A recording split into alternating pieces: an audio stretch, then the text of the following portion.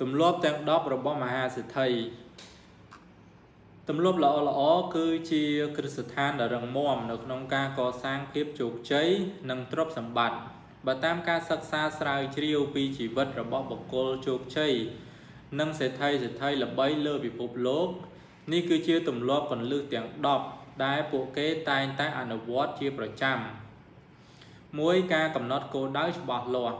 goal oriented សេដ្ឋីមិនត្រឹមតែប្រាថ្នាចង់មានបាននោះទេប៉ុន្តែពួកគេកំណត់គោលដៅជាក់លាក់និងសរសេរវាទុកពួកគេបែងចែកគោលដៅធំទៅជាគោលដៅតូចប្រចាំថ្ងៃ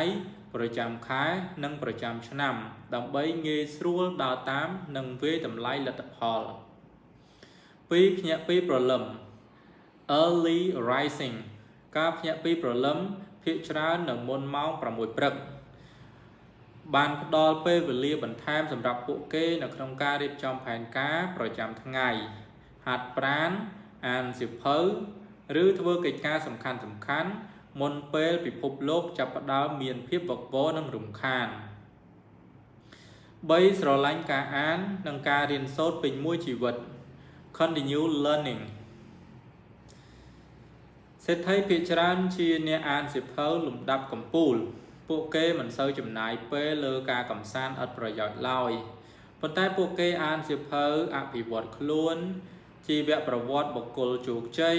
ធុរកិច្ចនិងព័ត៌មានសេដ្ឋកិច្ចដើម្បីបង្កើនចំណេះដឹងនិងស្វែងរកឱកាសថ្មី4ការគ្រប់គ្រងហិរញ្ញវត្ថុយ៉ាងហ្មត់ចត់ Smart Money Management រស់នៅក្រោមលទ្ធភាពពួកគេមិនទិញសម្ភារៈនិយមដើម្បីបង្អួតអ្នកដទៃឡើយវិនិយោគមុនចាយក្រោយពួកគេតែងតែដកប្រាក់មួយផ្នែកយ៉ាងហោចណាស់ 20% ទៅវិនិយោគដើម្បីបង្កើតប្រភពចំណូលអកម្មដែលហៅថា passive income មុននឹងយកទៅចំណាយលើការរស់នៅ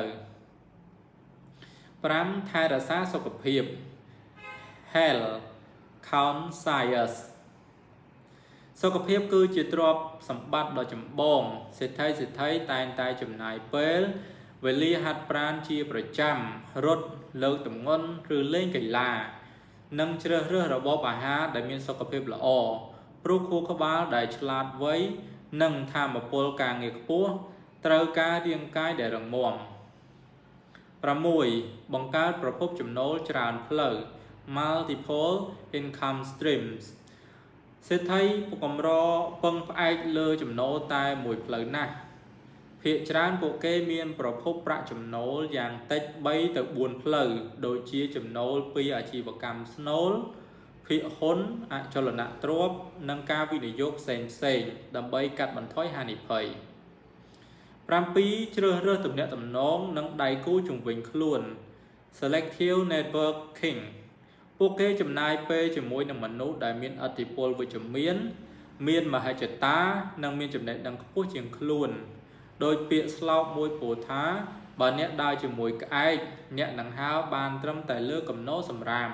តែបើអ្នកដើរជាមួយឥន្ទ្រីអ្នកនឹងហើរបានខ្ពស់លើមេឃ8គ្រប់គ្រងពេលវេលាបានល្អឥតខ្ចោះ Time Management ពេលវេលាគឺជាទ្រព្យសម្បត្តិដែលមានតម្លៃបំផុតសម្រាប់ពួកគេសេដ្ឋីប្រើប្រាស់ច្បាប់បដិសេធ Say No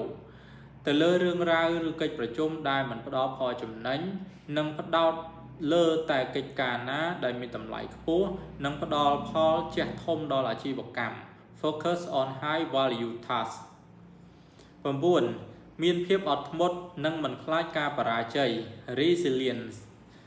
រាល់សេដ្ឋីទាំងអស់សុទ្ធតែធ្លាប់ឆ្លងកាត់ការបរាជ័យប៉ុន្តែអ្វីដែលធ្វើឲ្យពួកគេខុសពីមនុស្សទូទៅគឺពួកគេចាត់ទុកការបរាជ័យជាមេរៀន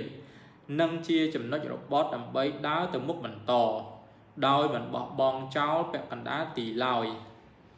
10ការផ្ដល់ត្រឡប់ទៅសង្គមវិញ Philanthropy Giving Back